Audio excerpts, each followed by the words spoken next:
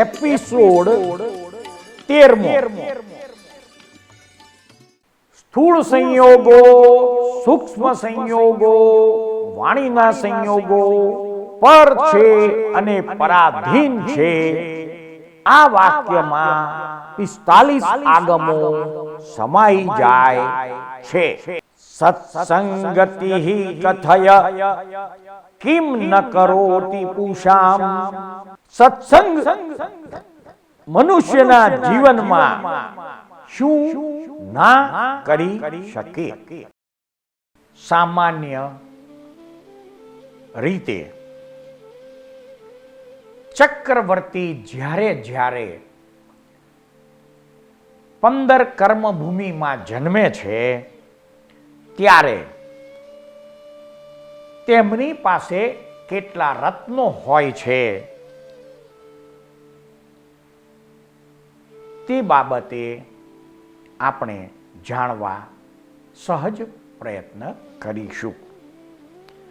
ચક્રવર્તી પાસે કુલ 14 રત્નો હોય છે. તેમાંના 7 રત્નો એકેન્દ્રિય અને બાકીના 7 રત્નો પંચેન્દ્રિય હોય છે. સૌથી પ્રથમ રત્ન ચક્ર રત્ન, જેનું નામ છે. આ રત્ન ચક્રવર્તીની આયુધ શાળામાં ઉપજે છે, અર્થાત ઉત્પન્ન થાય છે, જે ચક્રવર્તીને નિયમ અનુસાર 6 ખંડ પૃથ્વી જીતવા માટે કયા રસ્તે જવું તે આગળનો માર્ગ બતાવવા આકાશમાં આગળ ચાલે છે. આ ચક્ર રત્નની લંબાઈ પહોળાઈ 4 હાથ પ્રમાણની ગણાય છે. બીજું રત્ન છત્ર રત્ન છે. આ ચક્ર રત્ન ચક્રવર્તીની આયુધ શાળામાં ઉપજે છે, અર્થાત ઉત્પન્ન થાય છે. આ રત્નની ખાસિયત પ્રમાણે 48 કોષ કૌંસમાં ગાવું, અર્થાત 12 યોજન ભૂમિ ઉપર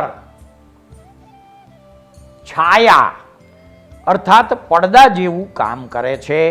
તે પણ 4 હાથ પ્રમાણનું હોય છે. ત્રીજું રત્ન ચર્મ રત્ન. આ રત્ન ચક્રવર્તીના ધન ભંડાર અર્થાત લક્ષ્મી ભંડારમાં ઉત્પન્ન થાય છે.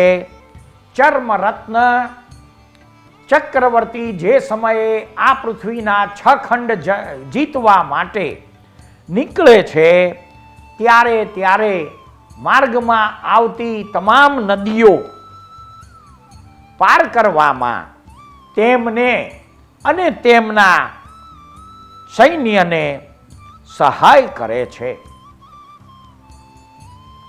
તેનો પ્રમાણ 2 હાથ જેટલું ગણાય છે. ચોથું દંડ રત્ન. આ રત્ન ચક્રવર્તીની આયુધશાળામાં ઉપજે છે અર્થાત ઉત્પન્ન થાય છે. આ દંડ રત્ન દ્વારા ચક્રવર્તી તમિસ્ત્રા અને ખંડ પ્રપાતા ગુફાના દ્વાર ઉઘાડે છે. આ દંડ રત્ન 4 હાથ પ્રમાણનું હોય છે. પાંચમું રત્ન અસી રત્ન. આ અસી રત્ન ચક્રવર્તીની આયુધશાળામાં ઉપજે છે અર્થાત ઉત્પન્ન થાય છે. આ અસી રત્નને લોકભોગ્ય ભાષામાં ખડગ કહેવાય છે.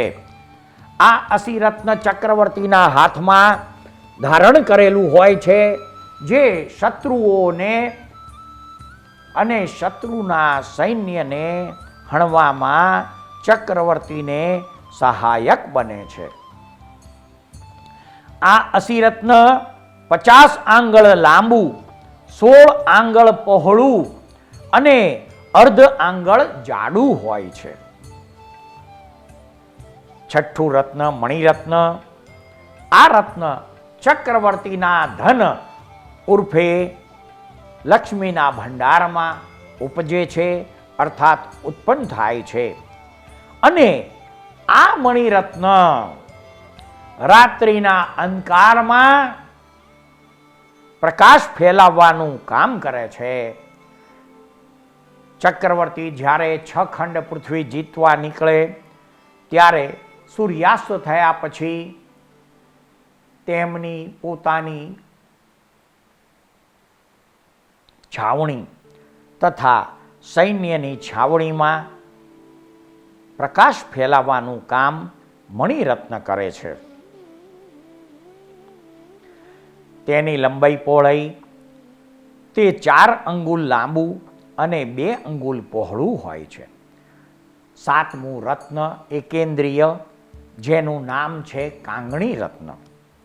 આ કાંગણી રત્ન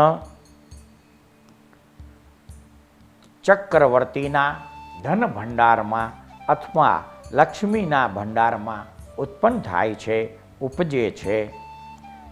તેનું વજન 8 સોનૈયા ભારનું, જેમ 8 સોનૈયા ભાર તોલ માપમાં વપરાય છે તેવું હોય છે. આ કાંગણી રત્ન તમિસ્ત્રા અને ખંડ પ્રપાતા ગુફામાં 49 માંડલા અર્થાત વર્તુળ આલેખે છે. હવે ચક્રવર્તી પાસે જે અન્ય 7 પંચેન્દ્રિય રત્નો હોય છે તેમાં પ્રથમ રત્ન છે સેનાપતિ રત્ન. આ રત્ન સામાન્ય રીતે ચક્રવર્તી જે નગરમાં નિવાસસ્થાન ધરાવતા હોય છે તે નગરમાં જ ઉત્પન્ન થાય છે અને જે ચક્રવર્તીને ખંડ જીતવામાં મદદ કરે છે. આ સેનાપતિ રત્નની ઊંચાઈ સામાન્ય રીતે ચક્રવર્તીના શરીરની ઊંચાઈ જેટલી જ હોય છે. 9મું રત્ન ગાથાપતિ રત્ન, જે પંચેન્દ્રિય હોય છે અને આ રત્ન પણ ચક્રવર્તી જે નગરમાં બિરાજમાન હોય, અર્થાત ચક્રવર્તી પોતે જે નગરમાં રહેતા હોય છે તે જ નગરમાં જન્મ પામે છે, ઉપજે છે. અને જે ચક્રવર્તીના ઘરે ચક્રવર્તીના પરિવારની રસોઈની જવાબદારી સંભાળે છે. આ ગાથાપતિ રત્નની ઊંચાઈ પણ ચક્રવર્તીના શરીરની ઊંચાઈ જેટલી જ હોય છે. 10મા રત્ન તરીકે પંચેન્દ્રિય ગણાતું વાર્ધકી રત્ન ચક્રવર્તી પોતે જે નગરમાં હોય છે તે નગરમાં જ ઉપજે છે અને ચક્રવર્તીના આવાસ, મહેલો અને ચક્રવર્તીની અન્ય નિવાસ સ્થાનની તમામ જવાબદારી સંભાળવાનું કાર્ય કરે છે. આ વાર્ધકી રત્નની ઊંચાઈ પણ ચક્રવર્તીના શરીરની ઊંચાઈ જેટલી જ લગભગ હોય છે. 11મા રત્ન તરીકે ચક્રવર્તી પોતે જે નગરમાં બિરાજમાન હોય, અર્થાત જે નગરમાં નિવાસ સ્થાન હોય છે તે જ નિવાસ સ્થાન ધરાવનાર નગરમાં પુરોહિત રત્નનો જન્મ થાય છે. પુરોહિત રત્ન ચક્રવર્તીને તથા ચક્રવર્તીના સૈન્યને જે ઈજા થયેલી હોય તે ઈજા થયેલા ઘાવને સાજા કરવાનું, અર્થાત એક ડૉક્ટર તરીકેનું, વૈદ્ય તરીકેનું દવા આપવાનું અને શાંતિ પમાડવાનું કાર્ય કરે છે. ઉપરાંત પુરોહિત રત્ન નાના મોટા વિઘ્નોને ટાળવાનું કામ કરે છે.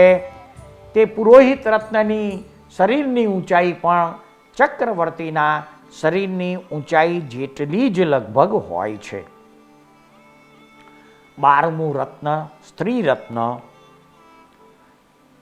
આ સ્ત્રી રત્ન ચક્રવર્તીની પત્ની ગણાય છે અને ચક્રવર્તીની પત્ની સામાન્ય રીતે વિદ્યાધરની શ્રેણીમાં જન્મેલી હોય છે. આ સ્ત્રીની ઊંચાઈ ચક્રવર્તીની ઊંચાઈથી 4 આંગળ નીચી હોય છે, જે ચક્રવર્તીને પોતાના મોહનીય કર્મ ખપાવવામાં અને ભોગો ભોગવાના સાધન તરીકે કામમાં આવે છે. 13મા રત્ન તરીકે અશ્વરત્ન, જે સામાન્ય રીતે વૈતાઢ્ય પર્વતની તળેટીમાં ઉત્પન્ન થાય છે અને ચક્રવર્તીને સવારી કરવામાં મદદ કરે છે. આ અશ્વની ઊંચાઈ 108 અંગુલ લાંબો અને 80 અંગુલ ઊંચો હોય છે. 14મું રત્ન ગજરત્ન. આ રત્ન પણ વૈતાઢ્ય પર્વતની તળેટીમાં ઉત્પન્ન થાય છે અને જે ચક્રવર્તીને સવારી તરીકે અને યુદ્ધ સમયે મદદ કરે છે. આ ગજરત્નની ઊંચાઈ સામાન્ય રીતે ચક્રવર્તીની શરીરની ઊંચાઈ કરતાં બમણી હોય છે. ચક્રવર્તીના શરીરની તાકાત સામાન્ય રીતે કેટલી હોય?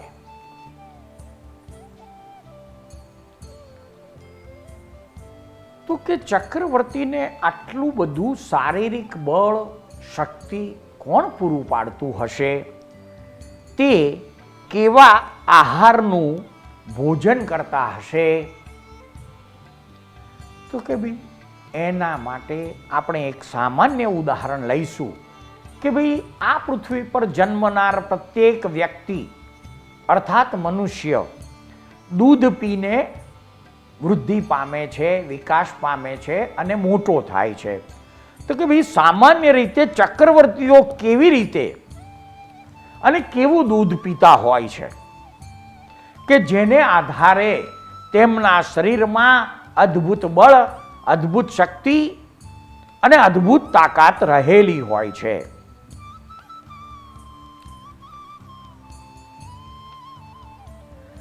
તો કે ચક્રવર્તીની ગૌશાળામાં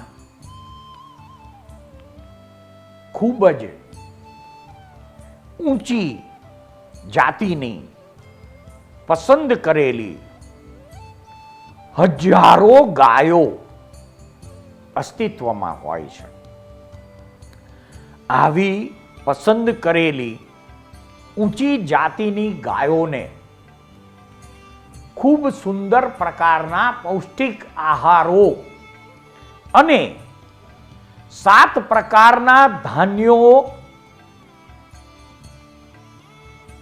બાફીને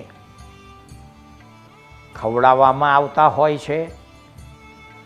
તો કે ભાઈ 7 પ્રકારના ધાન્યોમાં ઘઉં, ચોખા, જુવાર, બાજરી,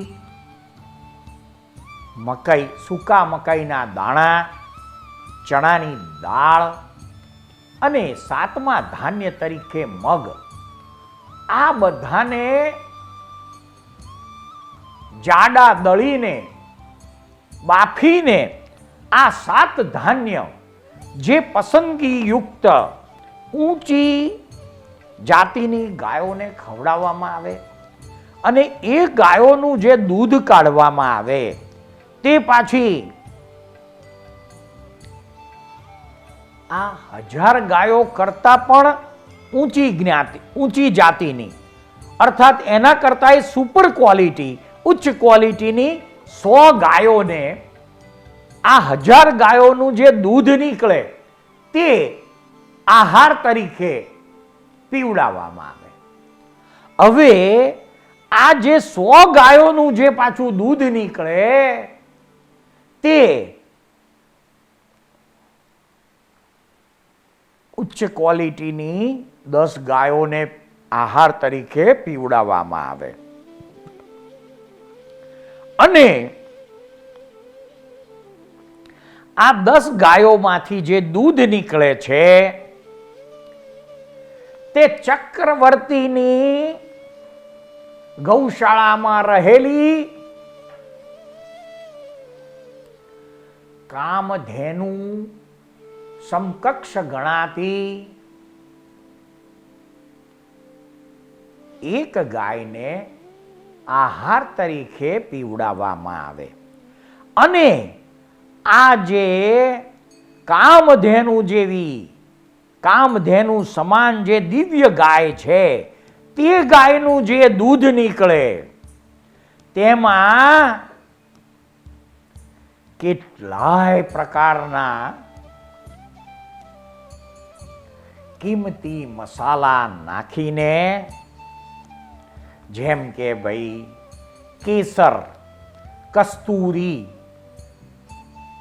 જાયફળ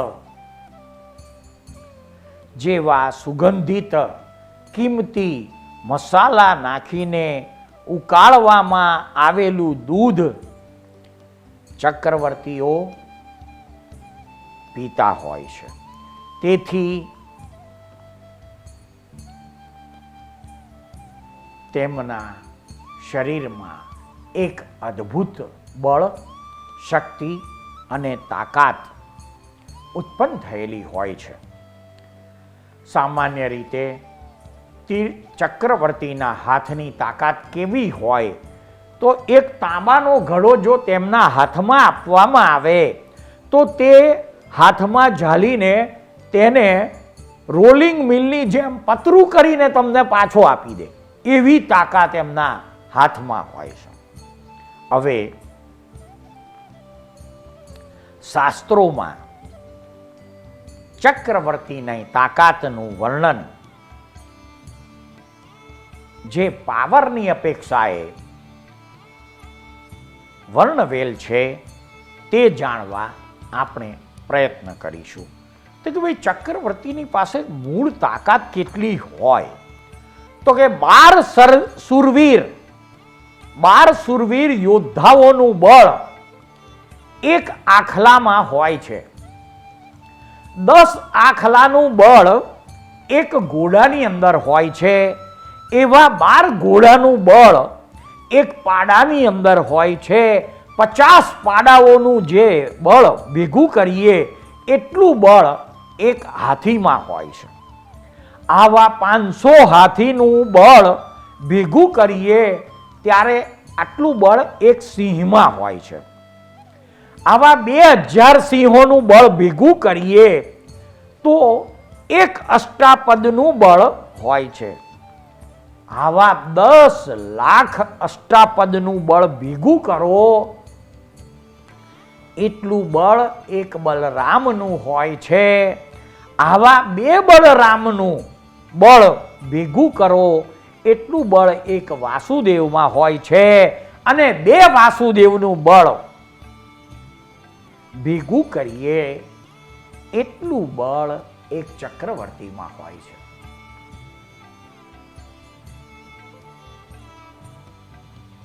હવે સામાન્ય ઉદાહરણ જોઈએ તો લોકભોગ્ય ભાષામાં જંગલનો રાજા સિંહ ગણાય.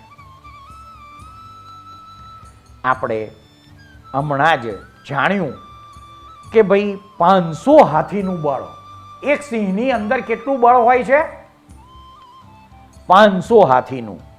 પણ એવા 2000 સિંહનું બળ એક અષ્ટાપદમાં, એવા 10 લાખ અષ્ટાપદનું બળ એક બલરામમાં, 2 બલરામનું બળ એક વાસુદેવમાં અને 2 વાસુદેવનું બળ એક ચક્રવર્તીમાં હોય છે.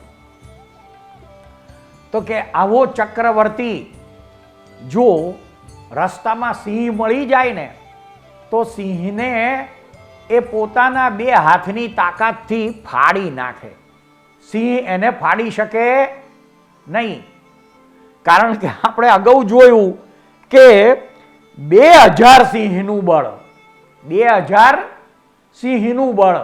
હવે 2000 સિંહનું બળ તો એક અષ્ટાપદમાં હોય, એવા 10 લાખ અષ્ટાપદનું બળ એક બલરામમાં હોય, એવા 2 બલરામનું બળ એક વાસુદેવમાં હોય અને એવા 2 વાસુદેવનું બળ એક ચક્રવર્તીમાં હોય. તો કે ભાઈ ચક્રવર્તીના હાથની તાકાત કેટલી હોય? તો કે એ પોતાના 2 હાથ વડે સિંહને ફાડી શકે. આવું ચક્રવર્તીના હાથમાં બળ હોય છે. તો કે ભાઈ ચક્રવર્તીને ત્યાં રસોઈના વાસણ સાફ કરનારી જે કામવાળી હોય, આપણે કહીએ લોકભોગ્ય ભાષામાં દાસી, એની તાકાત કેટલી હોય? હવે ચક્રવર્તીનો તો વિશાળ પરિવાર, હજારો લોકો ચક્રવર્તીના પરિવારમાં હોય અને એમાં માત્ર ચક્રવર્તીની 64,000 તો ખાલી પત્નીઓ હોય. કેટલી હોય? ખાલી પત્નીની સંખ્યા, ચક્રવર્તીની પત્નીની સંખ્યા 64,000 હોય. તો પાછા એના સંતાનો, એના બીજા પરિવારવાળા, આ બધા પરિવારના જે વાસણ ધોતી હોય એ કામવાળીની હાથની તાકાત કેટલી હોય અને એ કેવી રીતે હોય છે દાસી હોવા છતાં? તો કે ચક્રવર્તી જે દૂધ પીએ છે એ દૂધ જે વાસણમાં ઉકાળવામાં આવ્યું હોય, તમામ પ્રકારના કિંમતી મસાલા નાખીને, કેસર ને કસ્તુરી ને જાયફળ ને બદામ ને પિસ્તા ને અખરોટ ને અંજીર જેવા તમામ પ્રકારના સૂકા મેવાઓ નાખીને ઉકાળવામાં આવેલું દૂધ એ તપેલું ત્યાં વાસણ તરીકે ધોવા મૂકેલું હોય, એ દૂધમાંથી ફર્સ્ટ ક્લાસ સુગંધ આવતી હોય, તે આ કામવાળી એ વાસણ ઉપર ચોંટેલી મલાઈ, દૂધની મલાઈ, અને એ પોતે જે ખપરડા એટલે જે જાડી, જે બળી ગયેલી, દૂધની બળી ગયેલી જે વાસણ પર જે ખપરડા હોય એ દાસી ખાઈ જાય અને એનાથી દાસીની અંદર ચક્રવર્તી જેવી તાકાત હાથમાં આવી જાય છે. એ પણ છે ને આખી તાંબાનું જે ડેરું હોય ને,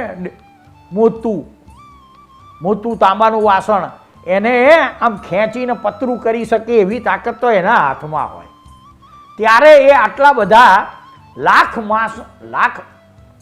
આશરે લાખ માણસના વાસણ ધોવાનું કામ કરતી હોય. કેટલા માણસના વાસણ?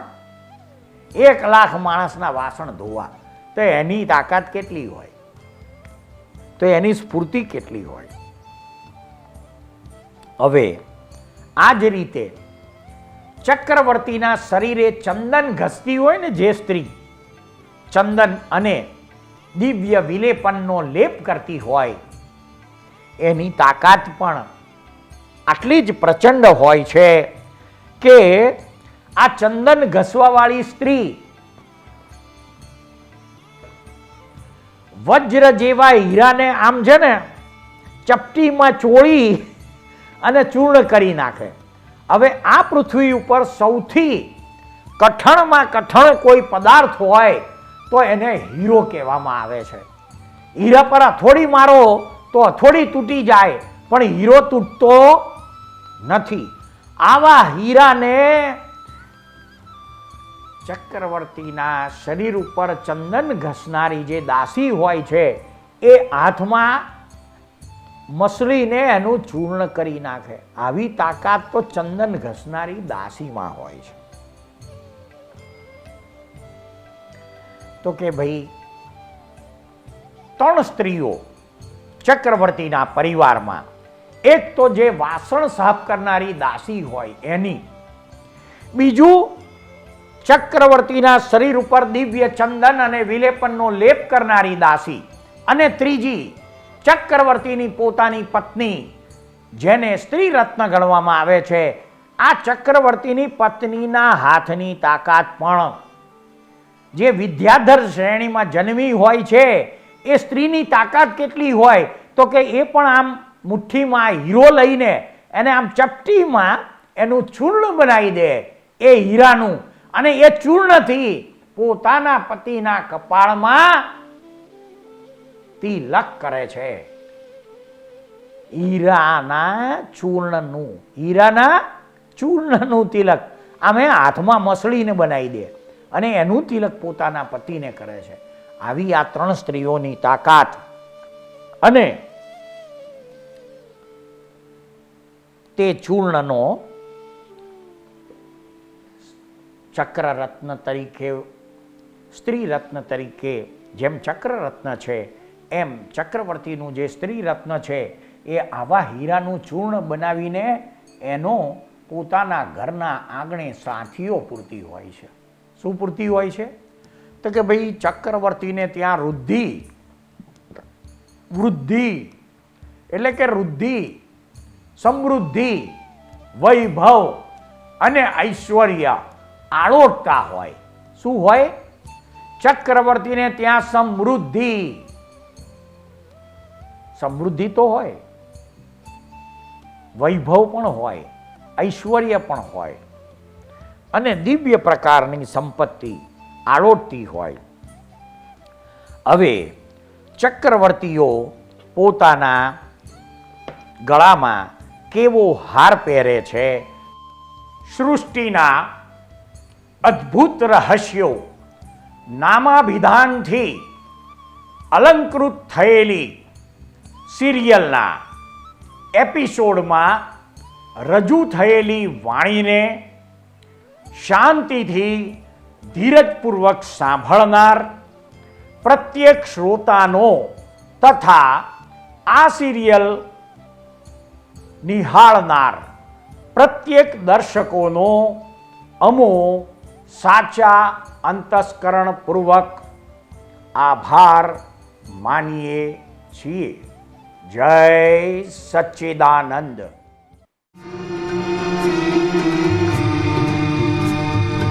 આ દુનિયામાં સર્વે જીવને સુખ ને શાંતિ હોજો રે.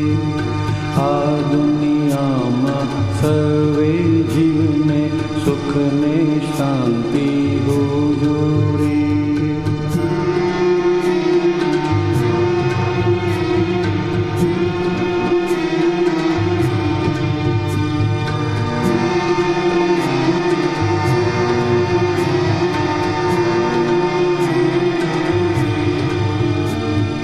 મનથી પણ કોઈ જીવનું બુરો વિચારે ના હોજો રે. મનથી પણ કોઈ જીવનું બુરો વિચારે ના હોજો રે. સામાન્ય ઉપકારક બુદ્ધિ અહિંસક ચિંતવન હોજો રે. સામાન્ય ઉપકારક બુદ્ધિ અહિંસક ચિંતવન હોજો રે. આ